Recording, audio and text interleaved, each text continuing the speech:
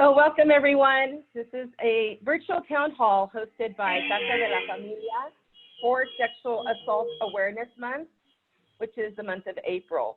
And there's actually 30 days of action that we can take for Sexual Assault Awareness Month. So I will send you a link so that you can see a calendar of the activities that we can take. For example, today is National Day of Action. So we've asked everyone to wear a teal and to do a little selfie and share it, tag Casa de la Familia, which is a host organization, so that you can show your support to end sexual violence and support survivors. So we have a great agenda for you today. We're going to have Dr. Ana Nogales, who is the founder and clinical director of Casa de la Familia and Nogales Psychological Counseling. And she's going to be in conversation with these amazing guests that we have today, global experts, local and national experts, about the prevalence of sexual assault, how to support survivors, especially how to address access to services in response to this COVID-19 pandemic. So our first guest is Dr. Nogales. Well, she's going to be the one leading the conversation. So I just want to kind of think Oprah Super Soul Sundays. And our first guest is Joelle Casteix. She is the author, global expert, advocate, and spokesperson for survivors. She's also a founding member of Zero Abuse Project, an organization that supports survivors. Joelle, welcome. Thank you for joining us. Hey, it's my pleasure. Hi, Dr. Joelle. Joelle's on with you. Okay, so these are interesting times, right? We have the coronavirus telling us about how we as a society have to react to something that is affecting all of us. And this has a lot in common about sexual assault awareness. Creating awareness is also another tool of combating sexual assault. This sexual assault awareness campaign started in 2001, but it has a long history because the first rape crisis research started in 1971, so 30 years ago, before we actually started with the campaign. So there's a long history, but actually sexual harassment was here with us through humanity. Women were used to in combat. Women were used to be raped in order to control the enemies or to abuse the enemies or to threaten the enemies. Women were used always in order to sexually assault them for control and power.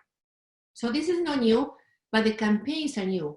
And this is a great tool about giving information, creating awareness, conscientization about what is happening, and also to create a psychoeducation program for many families to be able to find out when somebody is in the family having victimized on how to react and what to do. Because unfortunately, nowadays, I think that one of the worst situations is when the family members do not believe the victim, or as a society, we don't believe the victim, and then we re-victimize them, which is our response, our terrible response to victimization. Victimization is occurring everywhere. We see it in Hollywood, which created an incredible Me Too movement. We see them in campuses, we see in the military, we see them at work, we see them in schools. Children are being victimized. This is incredible that today, still today, we have those terrible numbers, rates of victimization of women. I'm saying victimization of women because 91% of the cases are women. And we still know that 1 out of 5 women are being sexually raped or attempted to be raped at one time in their lives. 1 in 5. Can you believe that? 1 in 67 men, 1 in 5 in women. What is happening still nowadays in our society that we are bringing women, girls too, because most of the victimization starts when children, it starts at the age of between 14 to 17 years old. We at Casa de la Familia see an enormous amount of little girls being victimized, 4 years old, 5 years old. What is happening? How do we consider women as a possibility to be used for sexual pleasure. I'm talking about children now. Unfortunately, we know that women and men, no, males and females, when they are children or when they are teenagers, when they are sexually assaulted, they have a highest rate of being re-victimized as adults. Statistics say that 35% of victims of sexual assault have been assaulted as children. We know also that perpetrators have the highest rate of being victimized as children. So I think that what we do in order to help our society to heal is very important, and it's in the hands of all of us as a society, especially nowadays that we're facing the coronavirus. Especially nowadays that we are seeing in front of our eyes that a social awareness is what helps communities to heal or to not get sick in terms of the viruses. So with what we are doing today, we have the hope to reach out to you, so we together as a community can be doing something to combat sexual assault against women, against men, and against our children. At Casa de la Familia, we have a beautiful program called 13 Reasons Why, where we are working with teenagers to create awareness about this issue and for them to be able to speak up. Because one of the worst scenarios for victims is to keep quiet, to not say anything, to not report it, to keep the pain within themselves. We need to help heal through speaking up, through expressing feelings, to be able to confront maybe the perpetrators, to be able to do something about that, because keeping silence, keeping yourself voiceless is giving up the tools to perpetrators to continue doing what they are doing. And also we need to do something as a society for perpetrators to create more awareness about what they are doing and what the consequences are, the terrible consequences are in the victim and in society about sexual assault or sexual harassment. We heard a lot lately through the Me Too movement, but there's much more to do.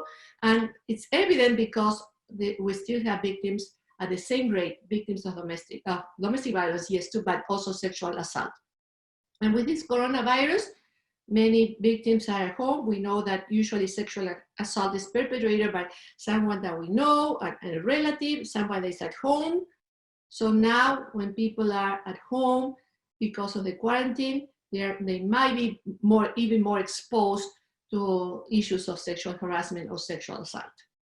So here we are to open up then to conversations, and I want to invite then Joelle.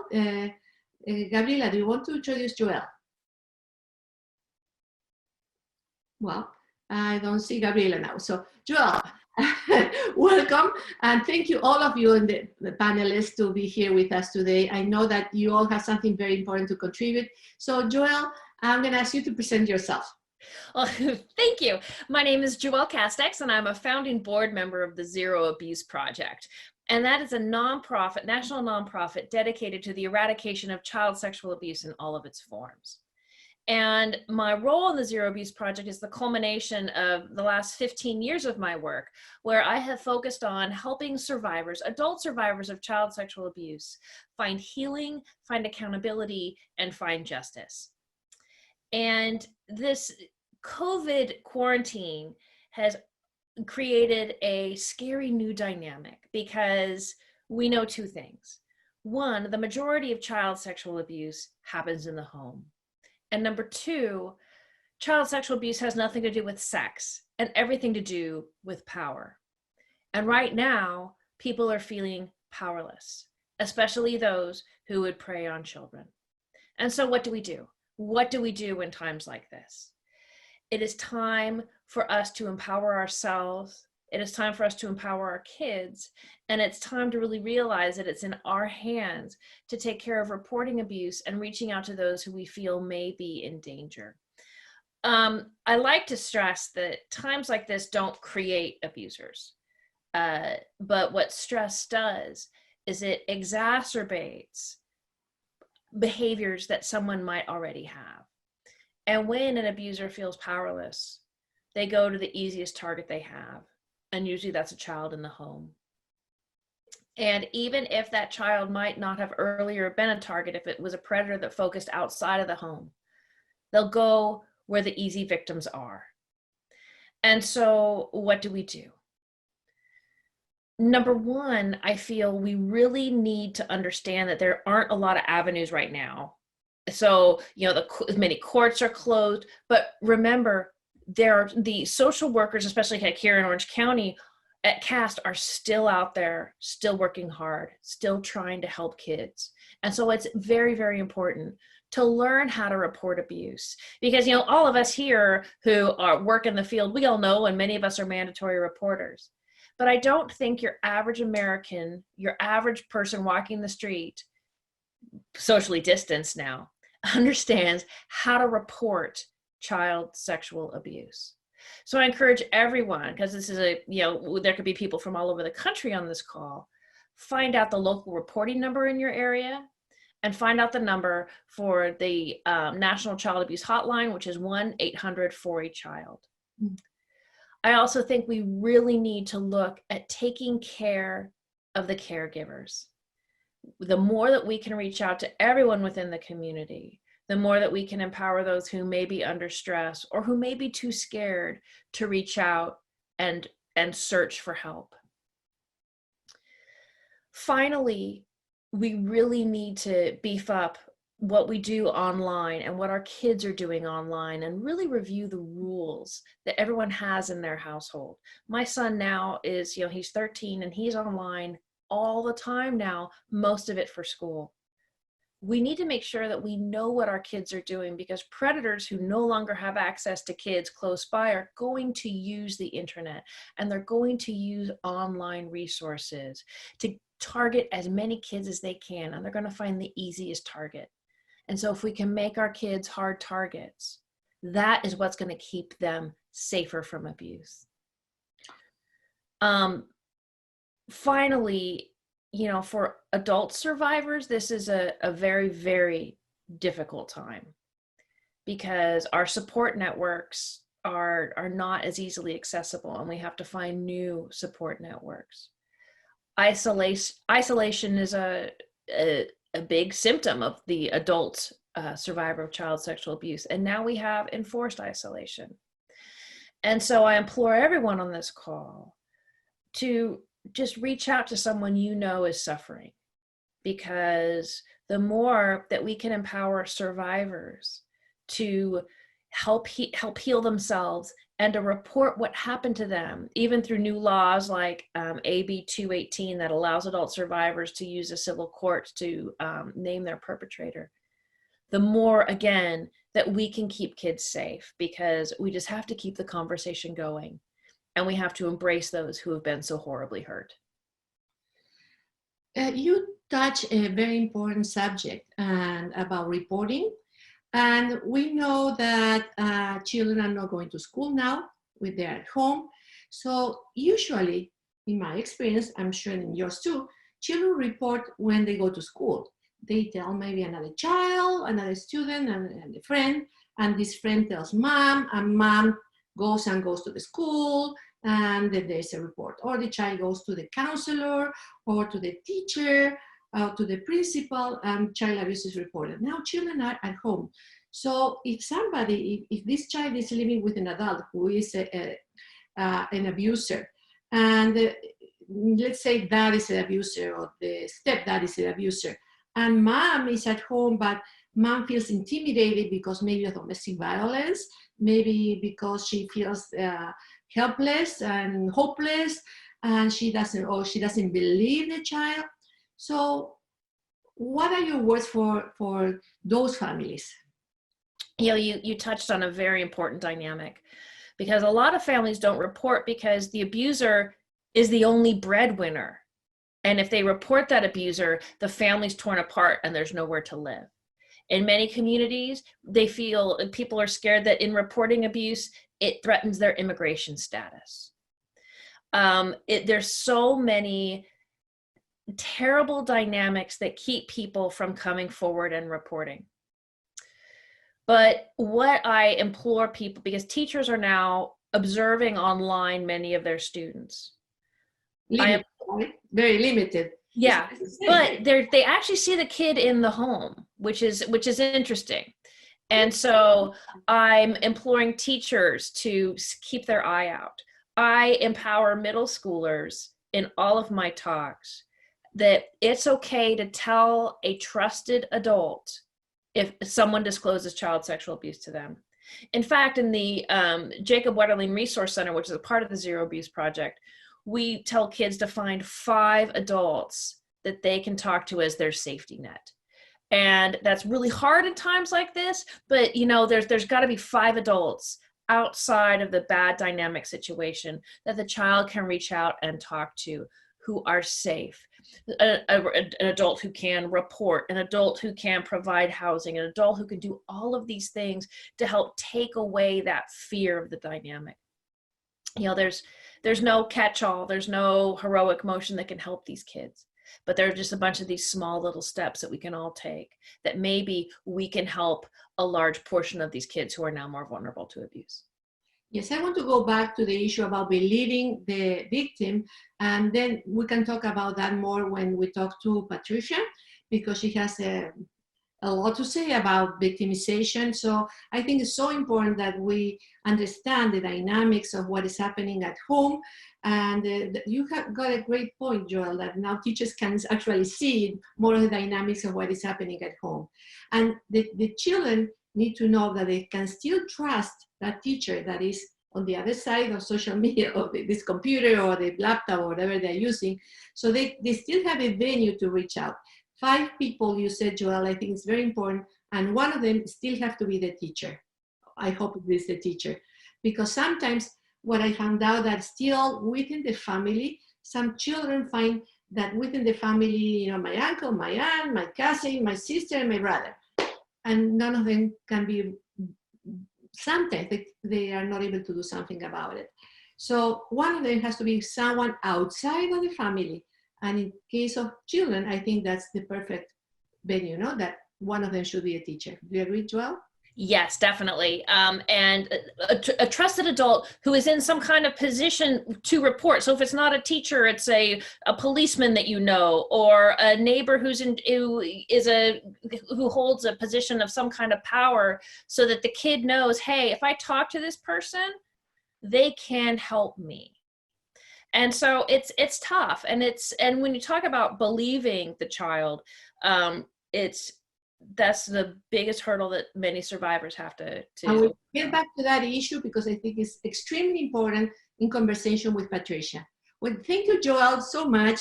And I want to introduce now Elia Renteria, with whom we have a long experience working with her. She is at the Family Justice Center of Orange County. Elia, would you introduce yourself? Tell us what you do and what you're doing at the Family Justice Center. Oh, we cannot hear you. Are you mute? I cannot hear you. There we go. I said I was muted. I had to follow some prompting here. So yes, thank you so much for having me here. I have definitely worked with you guys for a long time with Casa de la Familia. You guys have been amazing partners at the Family Justice Center. I've worked in the field of domestic violence probably for about 22 plus years. I'm kind of aging myself, but yeah, it's been a long time. Yeah. And obviously in domestic violence, there's a lot of cross victimization when you're dealing with domestic violence victims. Now in my new role that I have at the Family Justice Center, actually with the Anaheim Police Department, is I work with missing persons investigations. And one of the things that I am seeing, and one of the things that I was talking to Gabriela about when we were talking about putting this together, she approached me about this, is how I'm seeing that there's a pattern with a lot of our victims or a lot of our kids that are runaways or chronic runaways, and how there's a long history of some sort of abuse, whether it's sexual assault, whether it's bullying or anything else that has happened in their life at some point or another. And what I feel is that just how there's so many resources available to families that are for victims, but how about also helping the families that are having to deal with those victims with their issues when they're coming home? Because one of the things that I see is when we're dealing with our missing persons is that the family might not even necessarily know that this is an issue that the child dealt with at some point or another, because, you know, when there's an investigation going on, sometimes the parents might not necessarily be aware of everything that is happening or comes out within the investigation. So, so these are things that I am seeing. So with my field, what I'm trying to do is to provide more resources to the families, more places where they can go get help, and to really understand when somebody has been a victim. When you're talking about families, there might be multi-generational abuse that has happened. So they don't know how to deal with it themselves because they've been a victim, and they never really dealt with it on their own. So so it just poses the question, like, how do we reach these families? How do we continue to provide that support so that then they know how to deal with these issues with their kids when they're coming home and they have been a victim of abuse? And now they're receiving counseling, they're receiving all the supportive services, but the place where they're coming home to might not necessarily know how to deal or carry on that same learnings that the child is having when they're going to see a counselor. Elia, one of the issues that a lot of families have is that they are very afraid of reporting because they don't know how the system works. Absolutely. And you are right there. Can you explain us briefly how the system works? What happens when somebody reports? How is the process? What happened? Well, I think once a report is made, there will be an investigation, and it all depends. Like, I honestly can't talk too much on what the investigation is like because that's not something that I'm too involved with. Maybe that's something that Vanessa could probably touch on, just because with Waymakers, that's something that they do a lot more, is dealing with a direct victim of sexual assault.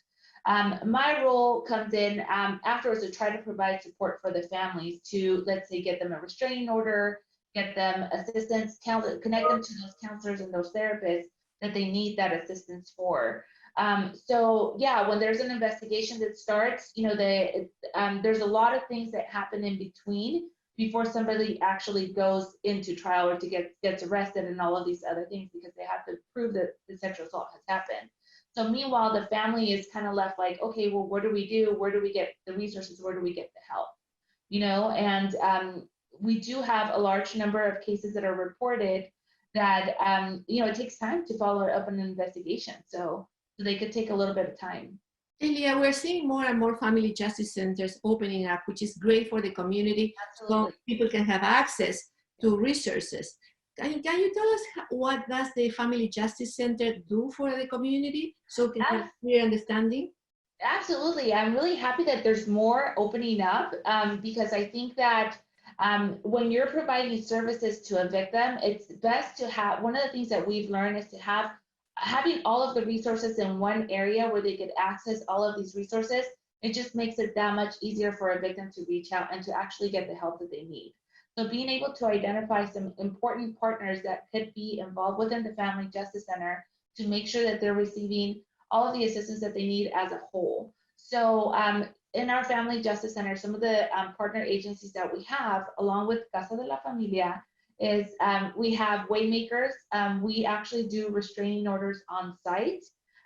We are also able to provide shelter if they need. We have WTLC and Human Options, who are who are two of our stronger partners within our program. And one of the things that makes it really helpful for us is that we know when we have a victim that comes into our center, we're able to provide shelter for them because we have these strong partnerships with the shelter. Then we also have legal assistance. So we have community legal partners, which are legal aid, which they offer assistance to our victims. Then we also have child supportive services that is on site as well. They're there once a month. And then we also provide other assistance, whether it's for their criminal cases. So we have the district attorney's office. We have someone at our center along with the city attorney's office.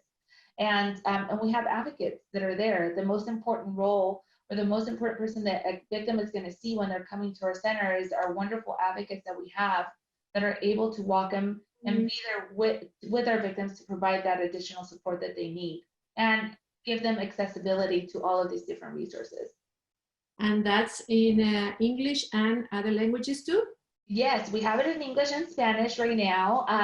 We also have our Orange County Family Justice Center Foundation, which provides ongoing support services for victims and educational programs. One of the things that we found, and this is what I'm talking about, is that when you have a victim that has gone through some sort of a crime, has been a victim of a crime, whether it's domestic violence, child abuse, sexual assault, we have them come to our center. We have our programs that are geared for the kids or for the victims. We also have, simultaneously, we have our adult programs and our teen programs going on at the same time. So whatever the family's learning, although they're learning it in separate areas, they're learning it at the same time. So that's one of the things that I think has proven very successful. And a note about documentation. Can you Yes. explain about documentation? Do people need documentation? Absolutely not. That's not a question that we necessarily ask. We do have some wonderful partners that are able to help our clients with, let's say, a U visa or VAWA. We have Chapman University that is at our site as well, that is able to provide supportive services, although they're not necessarily doing immigration services anymore. They do offer a restraining order clinic, which is a wonderful clinic that they could come to, that our victims could come to. And then we also have legal aid and WTLC that provides the immigration assistance. Great, Elia. I want to go back to you later on so we can talk a little bit about restraining orders and what happened with that, Sure. what has been involved. But let me introduce now to our next panelist, and that's a dear friend, Patricia Wenskunas. Patricia, are you there? Patricia? Well, No. no, yeah. we lost Patricia. There you are. Here I am. Can you hear me now? Yes, I can hear you. Patricia Wenskunas from Crime Survivors. Please introduce yourself. Hello, my name is Patricia Wenskunas. I'm the founder, CEO of Crime Survivors, and I'm honored to be here today with all of you. And thank you for all of the amazing work that each and every one of you are doing today, especially during COVID-19. It's a struggling battle and time today for service providers especially, but more so than even service providers is for victims of sexual assault, rape, domestic violence, all different crimes. But today we're here to talk about sexual assault, right? So, you know, it is a battle and a struggle for victims and for you service providers that are going above and beyond to be able to accommodate and provide that direct service and support to the victims and to their families right now.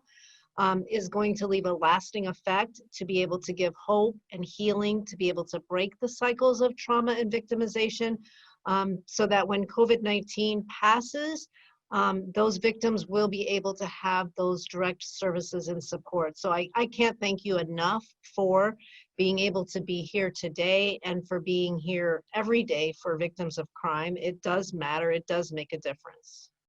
So what do you do at Crime Survivors? What's So, your offer?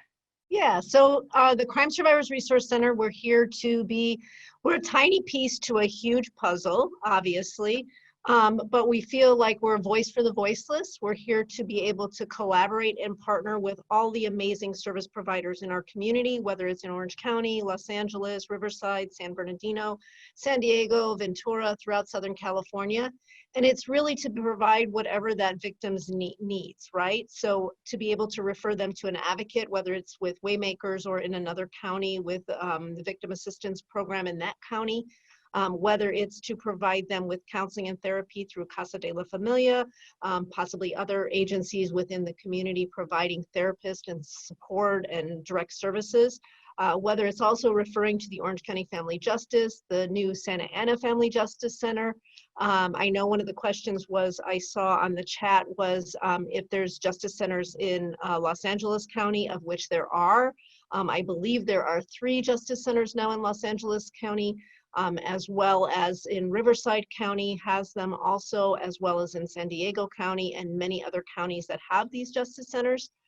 It's to provide whatever victims need. Again, whether it's diapers, whether it's food, whether it's clothing, whether it's getting them into a shelter like WTLC or Human Options or the Interval House or many in other different counties, can't name them all, right? But there is so much amazing support and collaborative efforts being put into place within not only Orange County, but all of Southern California and throughout the nation, right?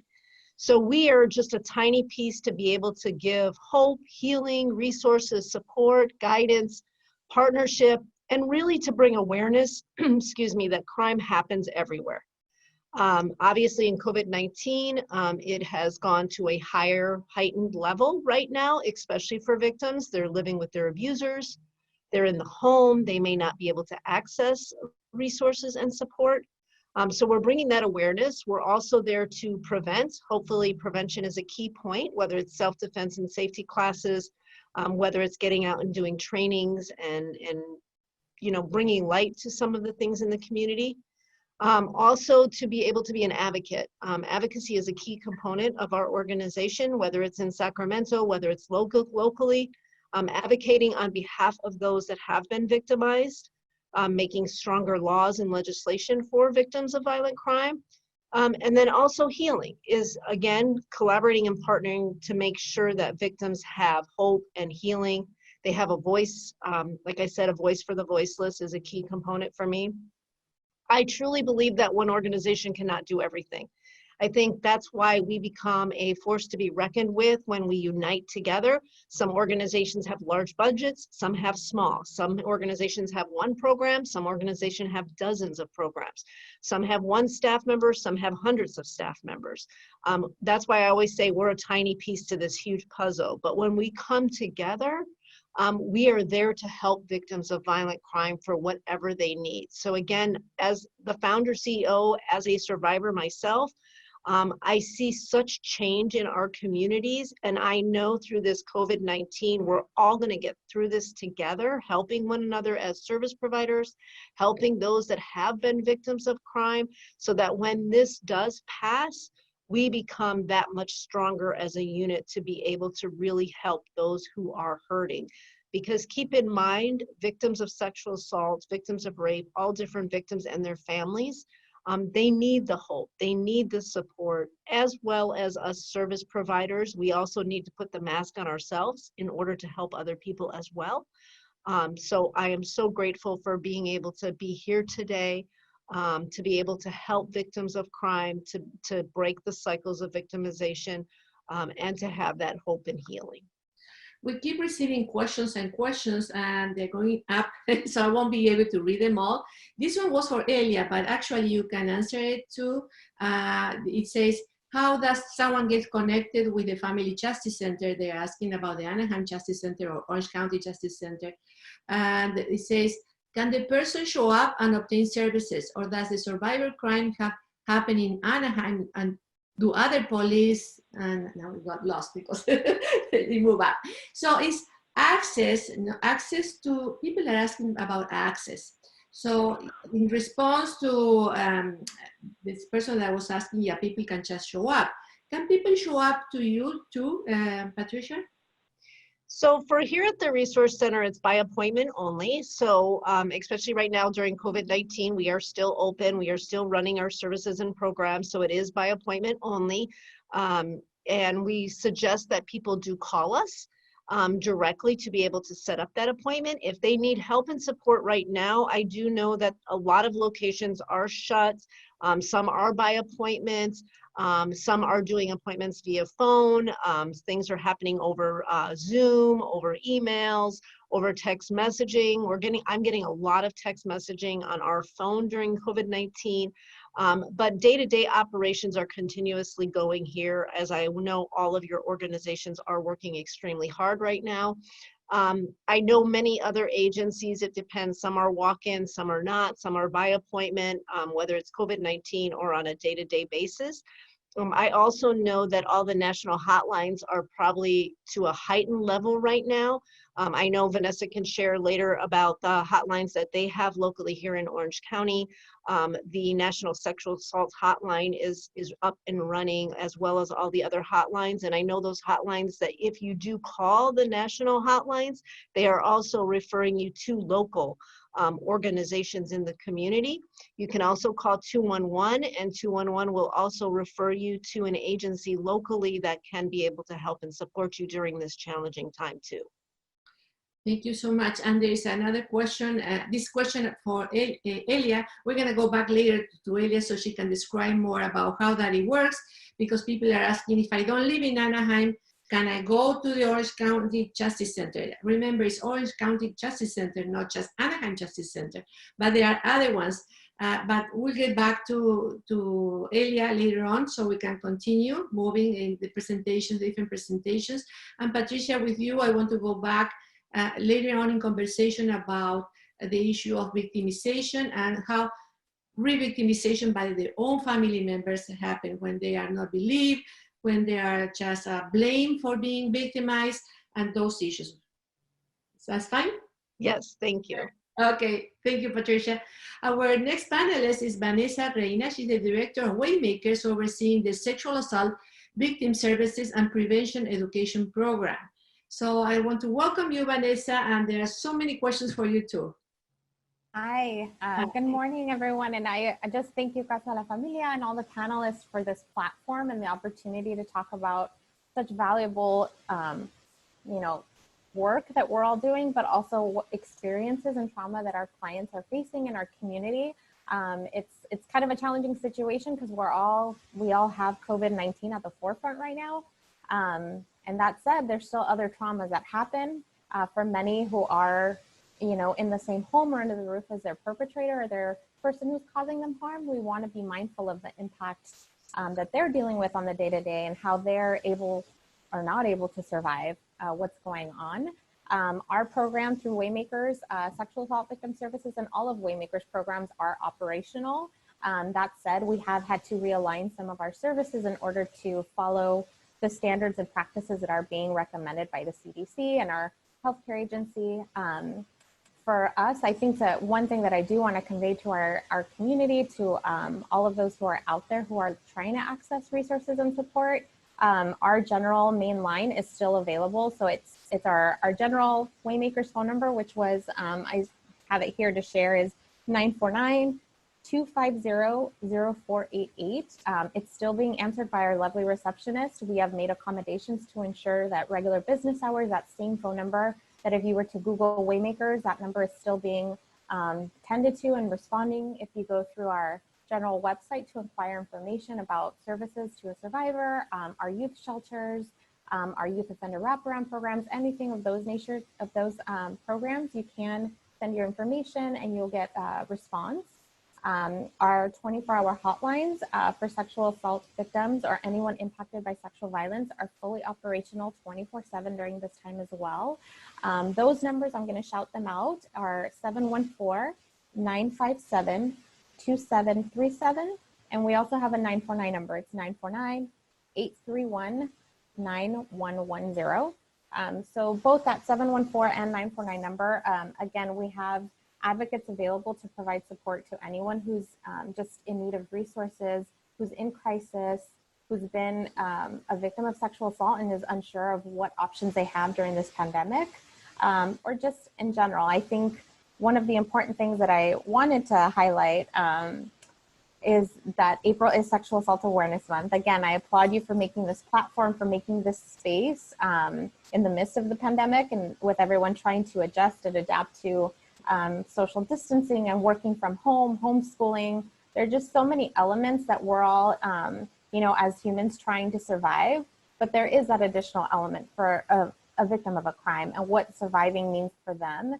And I think one thing that I want to just encourage our attendees, our audience, ourselves on the panel, of just that reflection and mindfulness of honoring whatever space we find ourselves in. For our Rape Crisis Center, it's been a struggle because April is the month where we're out in the community almost every day. There is a different event with collaborative partners on college campuses, different things that we with Casa, the Coalition Against Sexual Violence here in California, together we bring awareness and want to empower everyone to know what bodily autonomy is, to know how to provide bystander intervention, to know how to advocate for themselves and feel empowered to take their healing journey into their own hands and really write their own narrative of what that journey looks like. And right now, I think it's important to recognize that there might not be space for that, and that's okay. That we can honor not just service providers, but also survivors. If right now their biggest survival is food, is financial needs, is I've been laid off, is okay, I have another night in the same home as a person who's causing me harm. And right now I can't, or I don't feel comfortable calling law enforcement because I I don't know what's going to happen. I don't know where I'm going to go. And now with so many things being shut down, there, although most services, most programs are operational, as I said, we Waymakers are as well. And I applaud all the other panelists because they're all still doing the same work. It doesn't take away from that fear that may hold a survivor back from reporting, or may take a little longer. As it is, we know survivors struggle with reporting or disclosing their abuse for a variety of reasons, and just being mindful of that. And really, we're trying, again, as a Rape Crisis Center, to embrace what Sexual Assault Month looks like for us this month, because the reality is this April is very different than all other Aprils, and not just for our program, but for our nation, for the world. Again, this is beyond a pandemic. This is global. This is just everyone is impacted. And again, I just want to say, I think it's important to recognize and to make that connection, because for us, it's challenging to survive right now, day to day. And that is what a survivor goes through every day. Every day they're trying to figure out how to adapt, how to realign life, how to create a new normal. And as we're all experiencing, it's really hard and challenging to adapt to a new normal. That's just not normal. And I think that we can use this experience to really make that connection and provide better empathy to better serve our community. Thank you, Vanessa. So the question that we have pending, and it was referring now to you, is if you can tell us what happens when somebody reports a case of sexual assault. Because a lot of people do not report because they're afraid of reporting. They're afraid that, thousands of police cars are going to show up, or immigration is going to show up and take and deport everybody, and the children are going to be taken away from home, and a social worker will come and do whatever, because they are so traumatized by the experience. Everything is perceived as re-traumatization. So can you tell us how the system works? Yeah, absolutely. So I think one important factor is to know that in California, and specifically in Orange County, we have a great system, I can say, for everyone in the sexual assault response team. Most come through a victim-centered lens. They want to really empower a survivor. Most honor the option to have a victim advocate. Any survivor of sexual assault, when they assert the right to have a victim advocate with them while reporting, they have the right, and law enforcement will oblige, and any survivor has a right to reach out to a victim advocate and make the same request. I feel that during the pandemic, it's unique, it's different. They are limiting the amount of people exposed in certain spaces. So there are different limitations at this time, but our advocacy services are still available in terms of we're happy to explain what Marcy's Law rights are, what rights a survivor when reporting a sexual assault, what rights they have. For the most part, we are not, we won't ever tell a survivor what to do. We basically provide them with the resources, their choices, their options, and then encourage them to make a decision that works best for them, recognizing that at the end of the day, this is their choice. And because sexual assault, sexual violence is about power and control, we want to start to give them that power so that they can trust the choices that they're making, and recognizing again that these are their choices, that we're there for support, but this is their survival, their healing journey, and we want to empower them to regain control of that. In terms of if they want to make a report, they're welcome to call our hotline. Our advocates are able to share what options they have. It's a little bit challenging because depending on if they want to report, if there was a sexual assault within 5 business days and they need to have a forensic examination done, there's different elements, so it's a little bit challenging to give a response, right? And also if they're children, sometimes there are exceptions where they'll still have a forensic exam done through CAST, which is the Child Abuse Services team here in Orange County. So there are different dynamics. What I would encourage is any survivor who has questions about their rights, call our hotline. We are happy to walk you through that. And I will share that through a Rape Crisis Center, we're not mandated reporters. We have certain training, and working under the umbrella of a Rape Crisis Center, we are not mandated reporters while working in the capacity as a sexual assault rape crisis counselor. And due to that, it kind of provides a different type of outlet for survivors. Oftentimes when they're going to a teacher or a counselor, or those 5 persons that we named that are so important to give to children, or just in general to anyone, to know that there are identified safety persons you can go to, most of the times they know that those safety people are going to report. And it's a valuable, important thing. And usually they're in a place where they where they're ready and have the courage to kind of start that process. For those folks who don't, or for someone who's struggling and not ready yet, again, that's the reason that we are not mandated reporters, is we'd rather have a place for them to go than know where to go, where they can kind of start that process of inquiring, of safety planning. And usually if they want to report, we'll walk them through what that process looks like. We'll facilitate an appointment. And again, if they're looking for accompaniment, we provide that. Again, I will just share right now, it is a little bit of a unique situation and on a case-by-case basis, given the pandemic. That's very important information, because people know that we, for example, we are mandatory reporters. We have to report it. We know that it's much better when a family member reports it, because they're showing that they are caring, they're protecting. For example, if it's a child, they're trying to protect the child. They're looking, searching for help. So it's very important that a family member, that family member that the child confided and told mom, dad, this happened to me, that this person is the one that reports it, but instead of us as mandatory reporters. But it's very important to know also that they can have other resources like yours, where you are not mandated reporters, and where you can actually help them through the process of reporting or whatever the next action they want to take, by information, by knowing what they can do. Thank you so much. Thank you. But I have many more questions, Vanessa, for you. So we'll get back to you into conversation. And now let me introduce to Adrian Esparza. Adrian is from the Department of Protection at the Consulado de Mexico in Santa Ana, at the rape crisis. And they are not mandated reporters while working the capacity as a sexual assault victim counselor, right? Is that correct? Or that was for Vanessa? I think that was for Vanessa. Oh, it was Vanessa, so it was confusing here. So okay. So welcome, Adrian. And before we go with your presentation, I want to ask everybody that has questions, please send us a little note saying, I want to know about this, I want to say something. Just your comments, your questions. We're here to be with you. It's not just all of us. It's us and you all together. So welcome, Adrian. Hi, good morning. Thank you for having us here.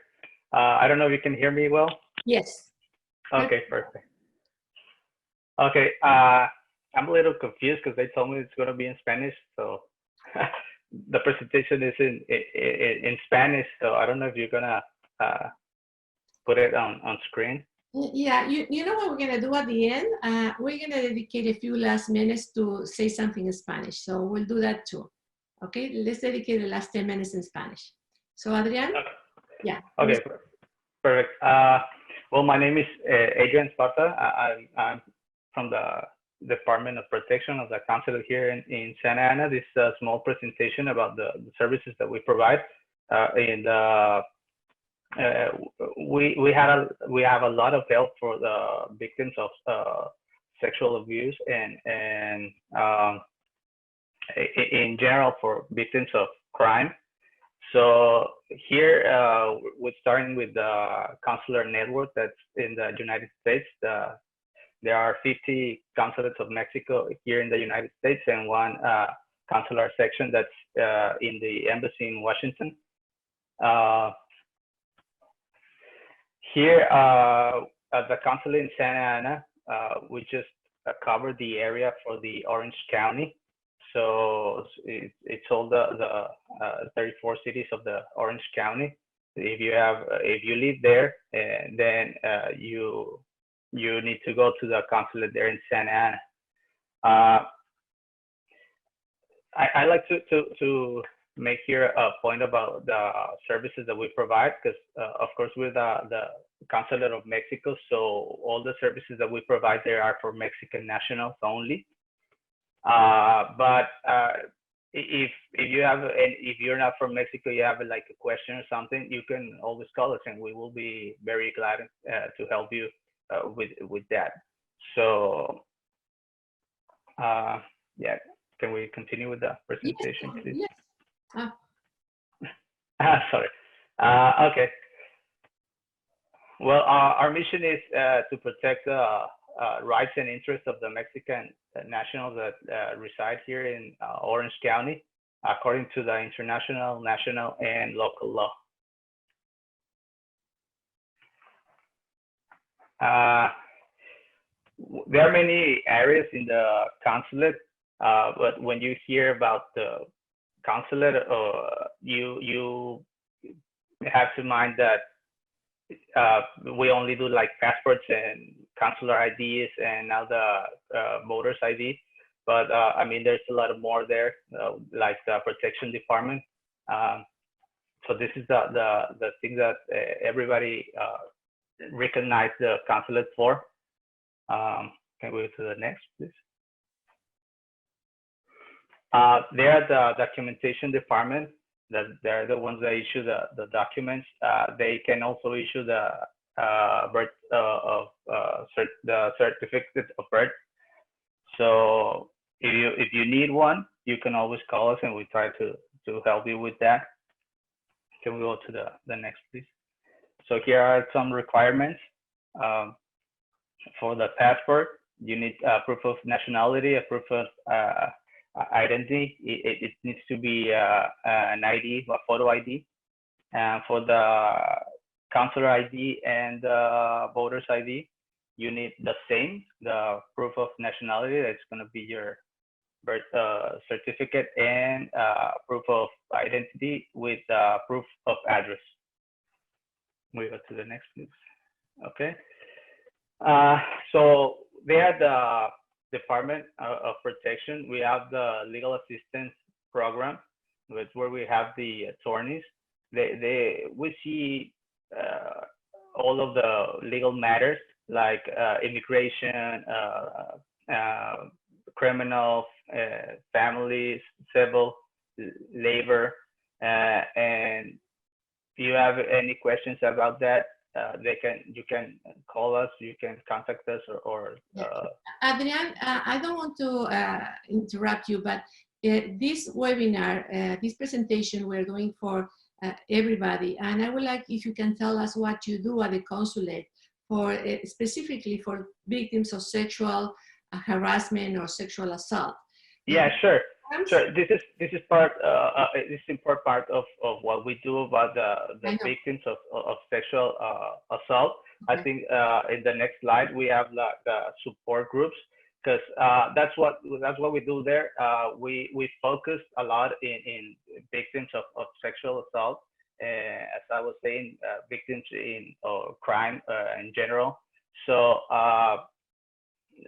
we have things like the free legal advice there with the attorneys that they can give you a free legal advice, and we have the support group and classes for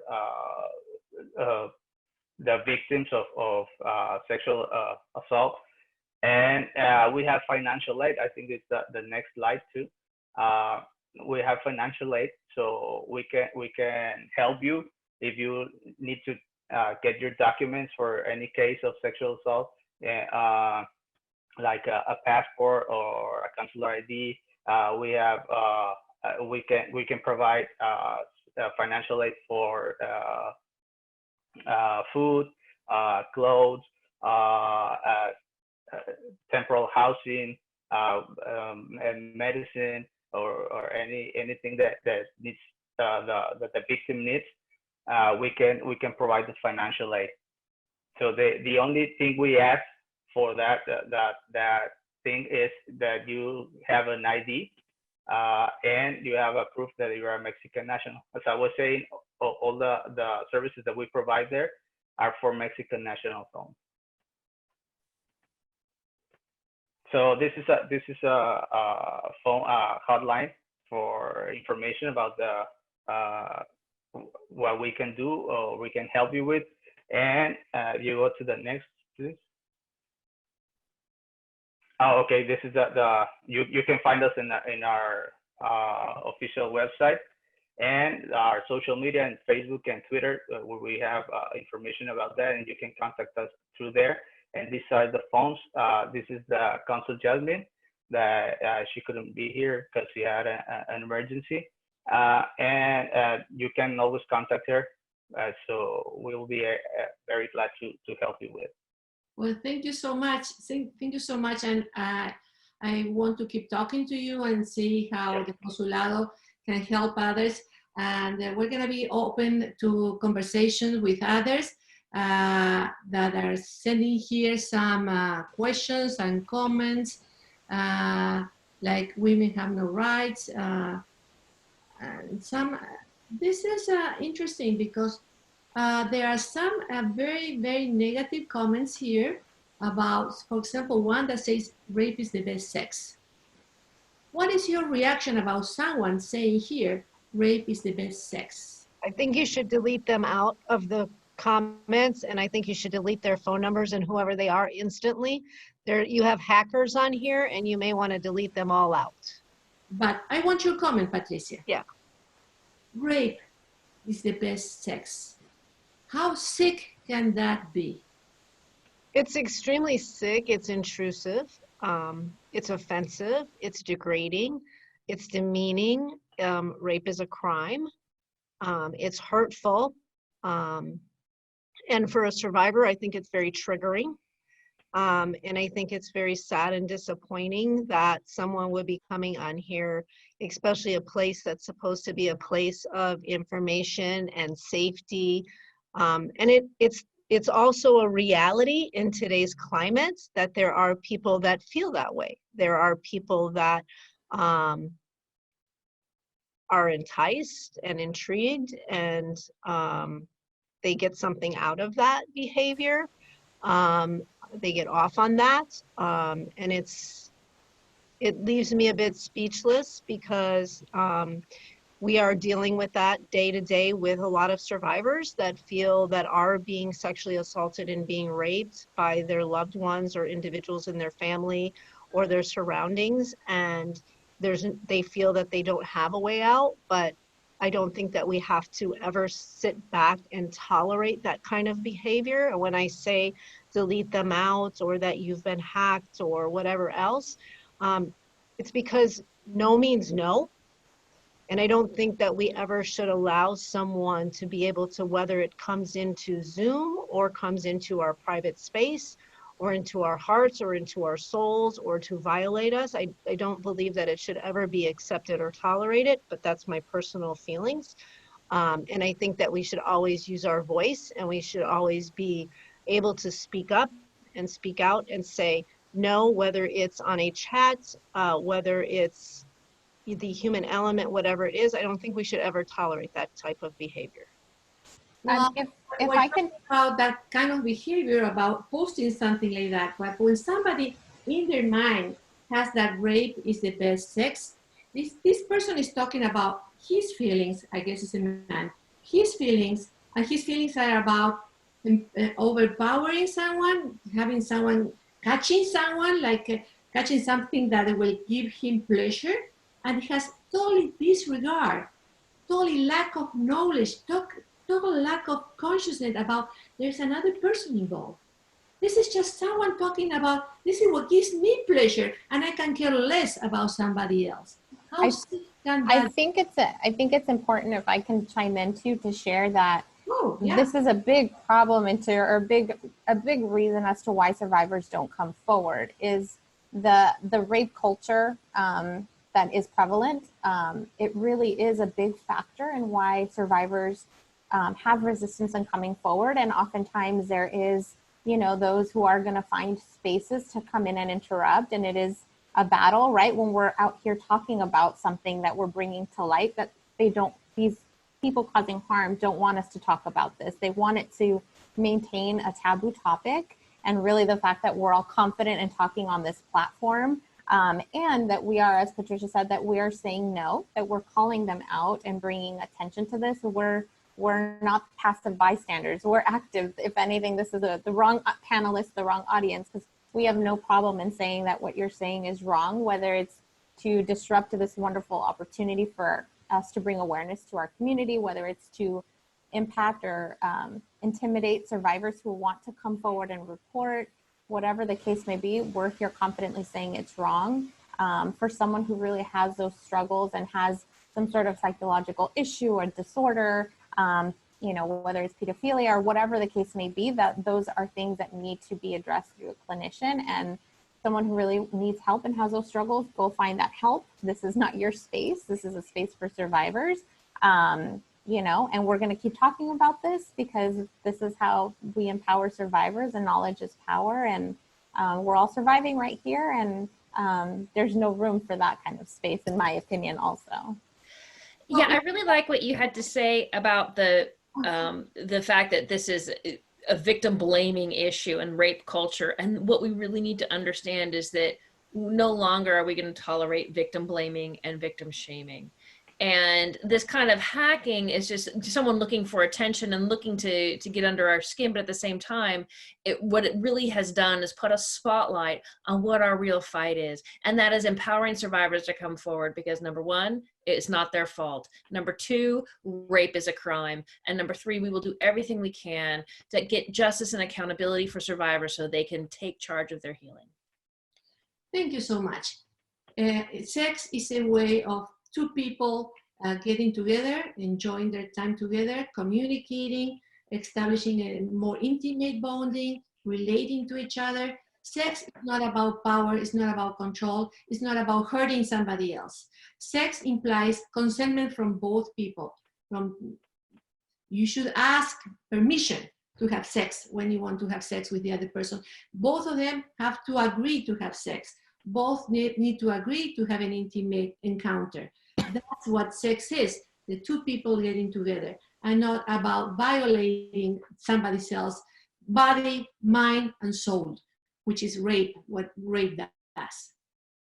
I think this is an opportunity, a great opportunity for us as panelists to discuss what is happening in our society. So I think that even when I don't welcome what this person has said, I think it's a perfect opportunity for us to react and to explain to our people that are listening to us and participating with us what you just said, Joelle, that that rape is a crime, and it's a crime that is penalized, and it's a crime that has no room in anyone's home, anywhere in our society.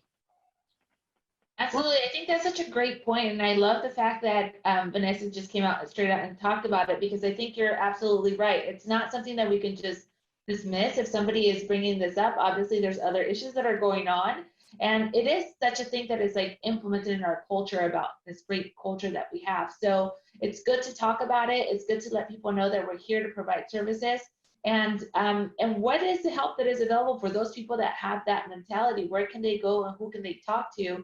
Because that's an important issue to address also, because although we're providing all of these services for victims, what is out there to provide for perpetrators that need or that want to get help? Because obviously they've been, there's been a history of sexual abuse. You know, we know that people that are abusers oftentimes come from abusive backgrounds as well.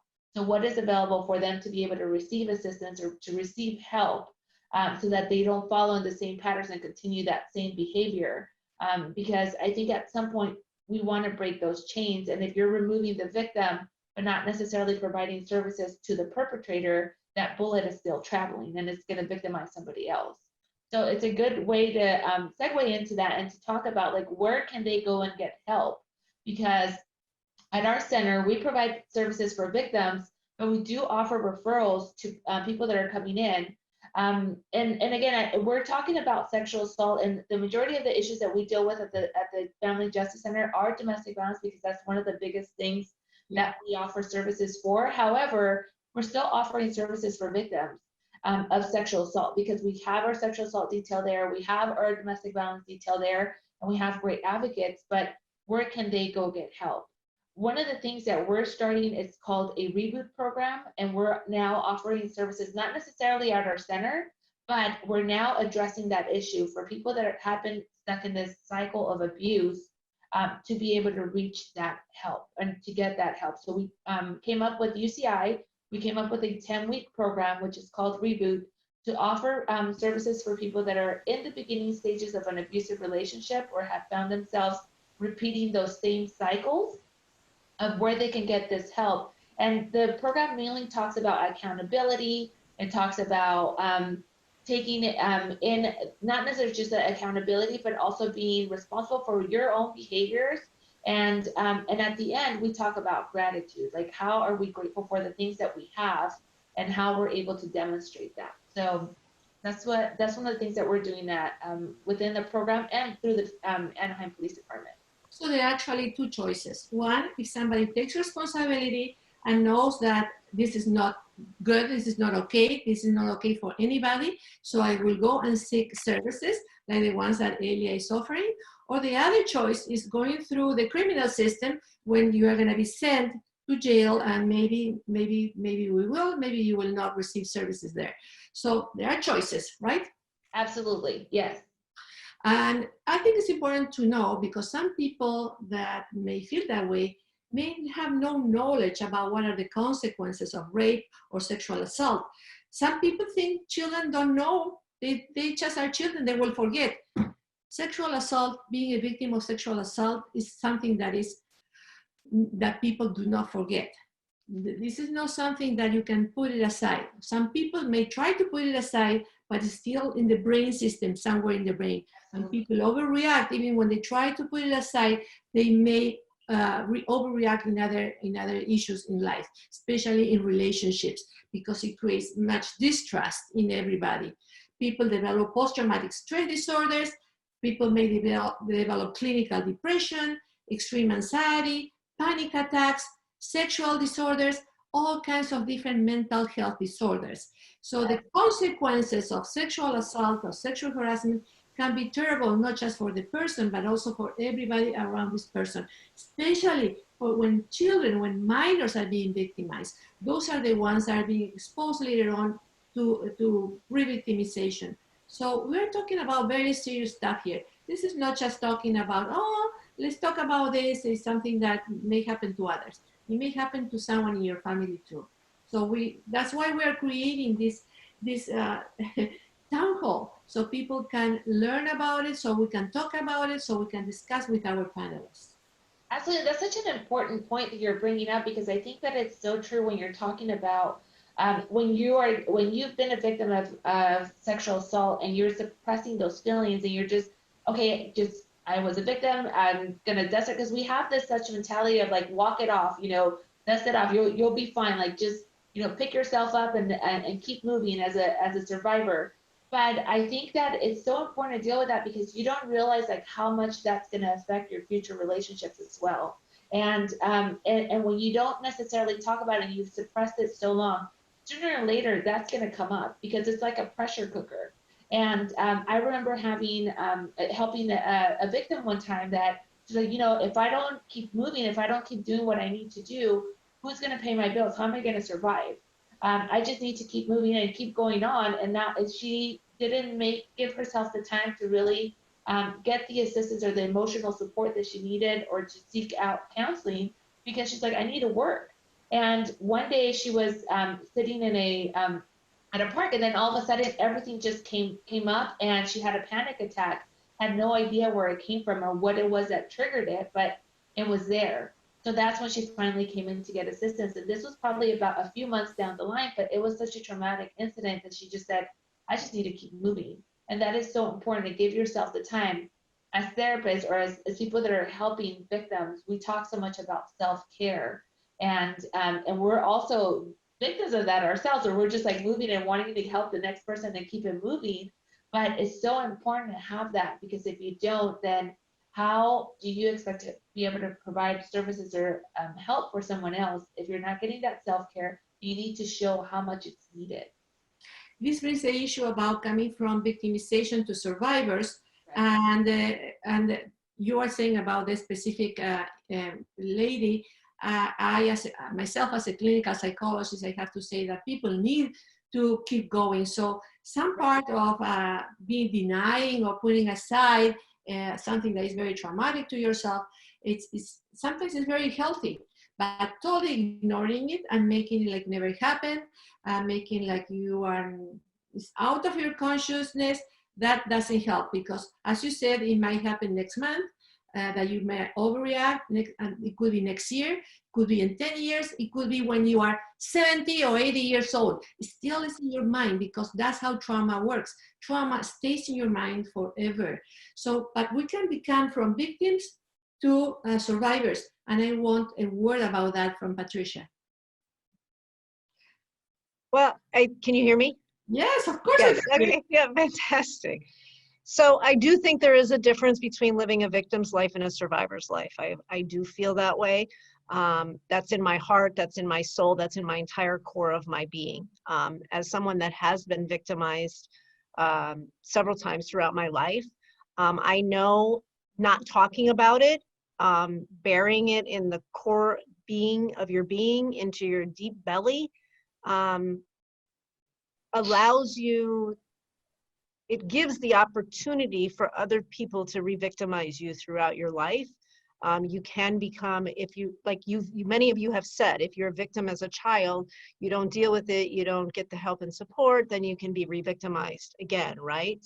Throughout many times. And I know many of the survivors that we have helped as well that have been victimized and then have been victimized again and again and again. And it's not that they haven't got some help and support, they have, but then they haven't been able to maybe connect it, and they've been able to bury some of it and not get all of the help and support that they needed to break the cycle of victimization. But I think when you have the resources and the support and you are able to talk about it and deal through it, there is hope, there is healing. But when you have that hope and you have that healing, and because you are living not a victim's life in a sense, but living a survivor's life, and you're able to thrive in your career and in your family and your relationships and your friendships, that doesn't mean that you can't be triggered. It doesn't mean that in 5 years or 10 years, something could come to play to where you're triggered and you're having to have an anxiety attack, or you're having a moment, or you're having to work through that again.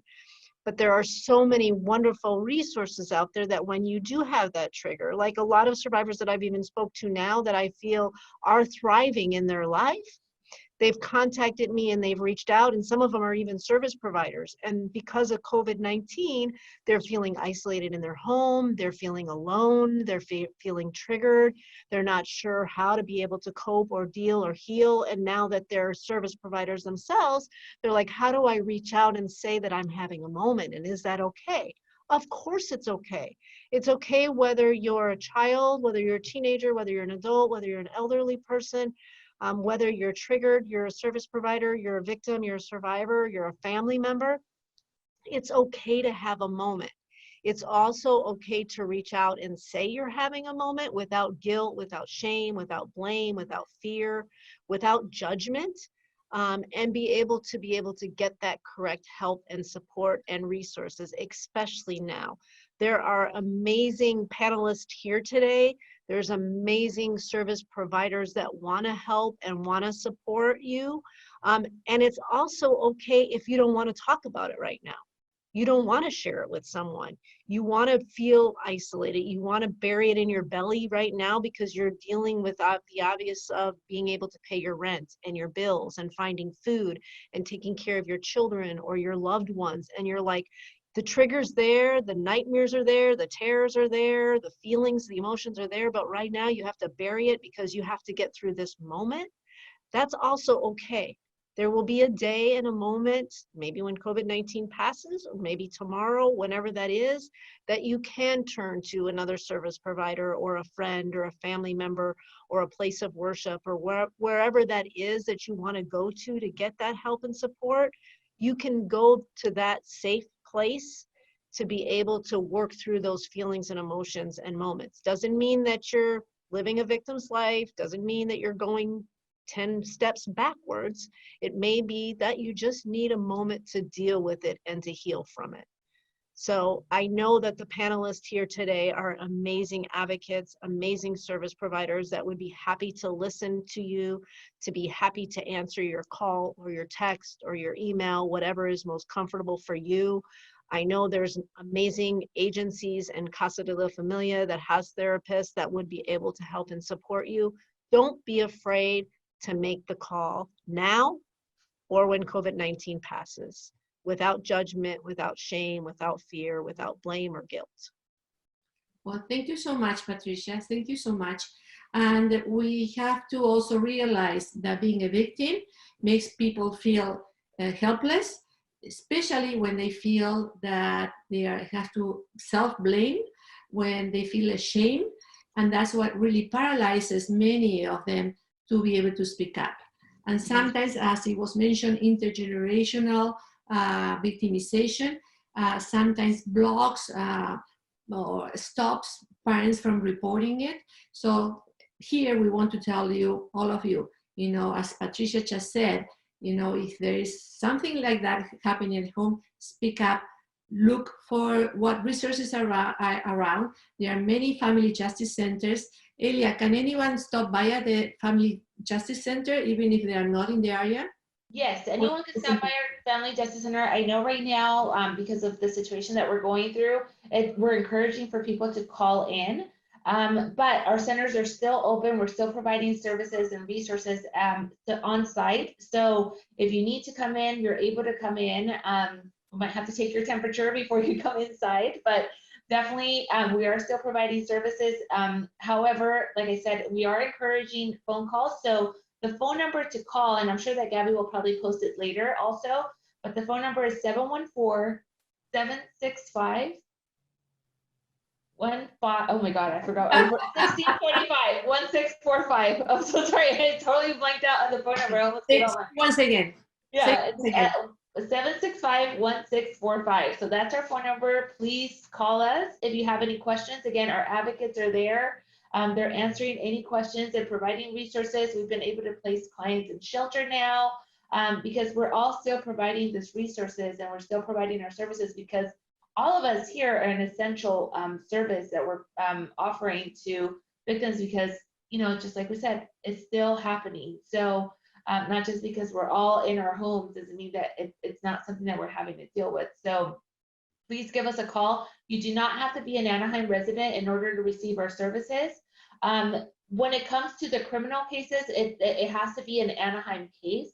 However, for any of the other resources or services that we offer, you could come from wherever within, whether it's Orange County, LA County, any other area, and we'll try to connect you to the resources that are more local to your to where you're at, because that's something that's going to be really important is for you to be able to access those resources and to have a way to get to them. So open doors. Thank you so much, Elia. Joelle, your summary of what you want to say or last thoughts? Joelle? Oh, sorry, I was on mute. You know, this has been such a tremendous resource for anyone who happens to be on this call, because I think that survivors feel so isolated and there's nowhere to turn. And every single panelist has come forward and said, here's our number. We're taking calls. This is what we can offer you. It's, you know, when Patricia said it's okay to have a moment, how validating is that for survivors and people who are suffering? Because, you know, when we're stuck in our homes, the last thing we do is allow us to take care of ourselves. And so, I mean, I'm honored and humbled to be a part of this panel. And I think it has provided a great deal of hope and tools and resources for survivors and those who are taking care of children in our community. Thank you so much, Joelle. What is your phone number? My phone number, well, you can reach me through Zero Abuse. So the website is zeroabuseproject.org, and I can be reached through there, and as well as all of our programs, including the Jacob Wetterling Resource Center that goes into schools and empowers children to prevent child sexual abuse. Very good. Excellent. Thank you so much. Patricia, how people can connect with you? So they can connect the website, which is crimesurvivors.org. They can also call us at 844-853-HOPE, which is 4673. They can also email us directly, info@crimesurvivors.org. Thank you so much, Patricia. And you, Vanessa? So I'll share our hotline numbers once again for 24-hour services. It's 714-957-2737 or 949-831-9110. I will share our general line if you are a victim of a crime or inquiring about our youth shelters. That number is 949-250-0488. And also, again, if you wanted to follow us on social media, again, with April being Sexual Assault Awareness Month, we will be having a virtual open house just talking about the history of sexual assault, History Month, the Clothesline Project, and Denim Day. We also have a virtual clothesline slideshow that we are doing in lieu of not being able to be out in the community. Our social media is SAVS, which is SAVS, Waymakers OC. please follow us, and hopefully we'll connect through the virtual world. And again, only if you have space for that, and for any survivor as well. You know, we're here with you. You're not alone. We want to help support our community however we can at this time, being mindful that we all have different needs and just supporting you to get what you need.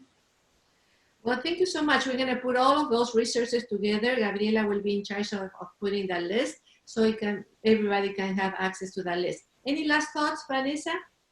No, one thing that I do want to share, only because I know there was great conversation about it.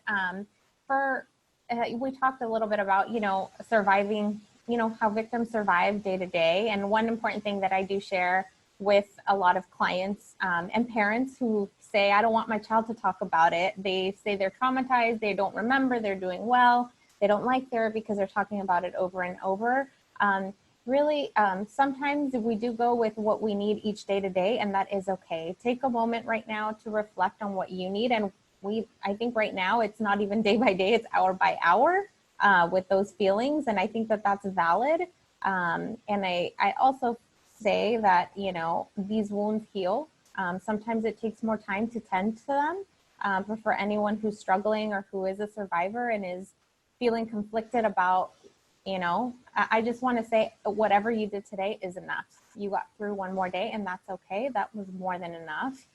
Tomorrow is a new day. And just knowing that that's okay. Don't set those time limitations or expectations on yourself to assume that you're going to be healed from one day to the next. Those wounds, they do heal, but they leave scars, and we continue to function with those scars. And sometimes we look at those scars and they may feel like a setback because we remember what we went through, but then we also remember what we survived. And I encourage you to see it from that perspective. And for ourselves too, with this pandemic, be gentle in yourselves and incorporate that self-care. And again, this panelist is phenomenal. There's great experts here. And I'm talking about everyone else, not myself. So please reach out. Our community is united, and look also for all the good news that's out there, not just the news. And you know, take breaks from the news, stay informed, but take breaks when you need to, and look for the good news, because there's a lot of generosity that's also going out there. I want to thank you, all of you panelists. You did a great job. Thank you so much. I think that we really needed to have this conversation. And for everybody that is listening, that is here with us, I want to thank you, all of you too. And keep in mind that the victim should never be re-victimized, should never be blamed. We have to support the victims. There are so many resources to support. Sometimes it's hard for the victim to come up because she or he may feel ashamed about speaking up, or may feel that is to be blamed because was not able to stop it, or was not able to get rid of, or whatever is in their mind. But it's not the victim's fault. The victim has never been blamed, should never be blamed. And we have to keep that in mind. Please reach out if you need us. And now I want to have a few minutes to summarize what we have been saying now in Spanish.